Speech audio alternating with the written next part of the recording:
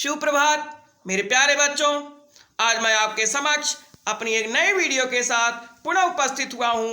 आपने मेरे पिछले वीडियो में यह जाना था कि कबीरदास जी पूरे प्राणी समाज को यह समझाते हुए कहा था कि यदि आपको कोई गाली दे रहा है तो उसका प्रतिकार नहीं करना चाहिए।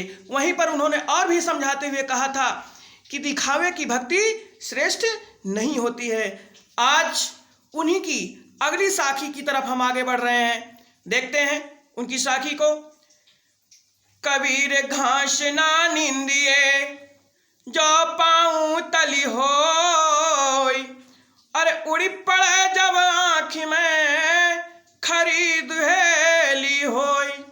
कबीरदास जी कहते हैं कि जिस प्राणी को, जिस घास को हम एक तुच्छ जीव समझते हैं, एक तुच्छ प्राणी समझते हैं, एक तुच्छ वस्तु समझते हैं, उसकी हमें निंदा नहीं करनी चाहिए, क्योंकि वही तुच्छ जीव, वही तुच्छ वस्तु कभी हमारे लिए घातक बन सकती है।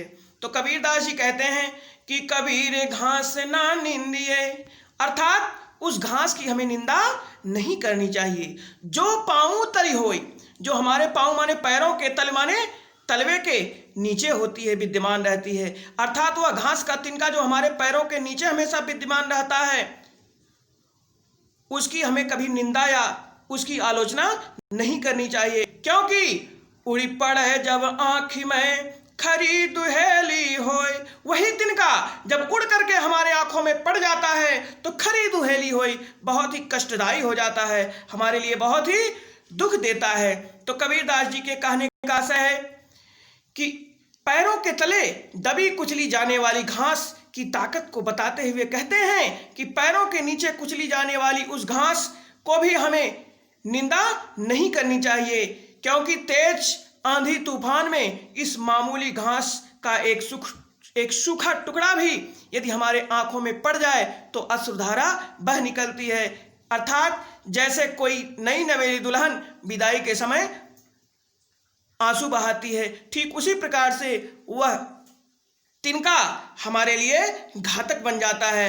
अर्थात यदि हम किसी भी चीज या वस्तु को तुच्छ समझ करके, एक निम्न जीव समझ करके यदि उसकी निंदा करते हैं, उसकी आलोचना करते हैं, तो वक्त आने पर वही तुच्छ या वस्तु व्यक्ति पलटवार कर सकता है। इसलिए हमें हर व्यक्ति को हर तुच्छ वस्तु का सम्मान करना चाहिए। कहने का आशय यह है कि दुर्बल को न सताइए जाकी मोटी हाय, अमुई खाल की सांस सो सार भस्म हो जाए। अर्थात उस दुर्बल को, उस कमजोर को सताना नहीं चाहिए। जिसकी की हाय कैसी होती है, बहुत ही मोटी होती, बहुत मजबूत होती है। कैसे? जैसे एक चमड़े की जो खाल होती है जो लोहे को भी जला करके भस्म कर देती है, उसी प्रकार से एक कमजोर व्यक्ति की आह भी बड़े से बड़े, मजबूत से मजबूत व्यक्ति को नष्ट कर देती है। तो चलिए इनकी अगली साखी पर बढ़ते हैं। कबीरदास जी कहते हैं कि जग में बैरी कोई नहीं जो मन शीतल होए, या आपा को डारी दे दया करे सब कोई। अर्थात इस संसार में कोई किसी का बैरी नहीं है, कोई किसी का शत्रु नहीं है, यदि कब जो मन शीतल हो, यदि हमारा मन शीतल हो, पवित्र हो, ठंडा हो, यानी दूसरे के प्रति ईर्ष्या भाव न रखता हो। या आपा को डारी दे, और यदि हम अपने आपा माने अहंकार को डारी दे माने त्याग दें, यदि हम अपने अहंकार को, घमंड को त्याग दें, तो दया करे सब कोई। हर व्यक्ति हमारे ऊपर क्या करेगा? दया करेगा, हमारे ऊपर सहानुभूति करेगा। यदि हमारे अंदर अहंकार रहेगा तो सब हमारे शत्रु, दुश्मन बनते चले जाएंगे। तो कहने का आशय यह है, कबीरदास जी कहते हैं कि यदि अपना मन शांत और शीतल रहे तो किसी के प्रति मन में कुछ भी ईर्ष्या या द्वेष नहीं रह जाता, और फिर संसार में कोई किसी का शत्रु नहीं रह जाता। यदि तुम अपना आपा, अपना घमंड, मद, मोह, लालच इत्यादि छोड़ दे तो हर कोई तुम्हारे प्रति सद्भाव रखना प्रारंभ कर देगा। तो कबीरदास जी के कहने का आशय यह है कि सबके प्रति शीतल भाव रखने पर हर कोई मित्र बन जाता है, और घमंड छोड़ देने वाले के प्रति हर एक के मन में प्यार और सम्मान भाव जागृत हो जाता है। लेकिन मनुष्य अपने व्यवहार से ही दूसरों को अपना शत्रु या विरोधी बनाता है। किसी संस्कृत के विद्वान ने कहा है, व्यवहारेण जायन्ते मित्राणि रिपुवस्तथा, अर्थात व्यवहार से ही पता चलता है कि वह हमारा मित्र है कि शत्रु है। तो कहने का आशय यह है कि यदि हम सबके प्रति प्रेम, व्यवहार, सद्भाव रखेंगे तो हमारा इस संसार में कोई शत्रु नहीं रह जाएगा। अगर वहीं हम किसी के साथ बैर भाव रखेंगे तो शत्रुओं की संख्या बहुत हो जाएगी। इसलिए हमें किसी से ईर्ष्या भाव या उससे द्वेष नहीं रखना चाहिए। तो बच्चों, आज आपने क्या सीखा? चलते हैं हम कुछ बहुविकल्पीय प्रश्नों पर। प्रश्न नंबर 1, कबीर किसकी निंदा ना करने की सीख देते हैं? कबीर किसकी निंदा ना करने की सीख देते हैं? आपके विकल्प हैं का कमजोर मनुष्य की, खा जानवरों की, गा मनुष्य की, घा पौधों की। तो आपने अनुमान लगा लिया होगा। जी हाँ, आपका विकल्प का सही है, कमजोर मनुष्य की। हम अगले प्रश्न की तरफ बढ़ते हैं। प्रश्न नंबर 2, जग में कोई किसी का बैरी कब नहीं होता? जग में कोई किसी का बैरी कब नहीं होता है?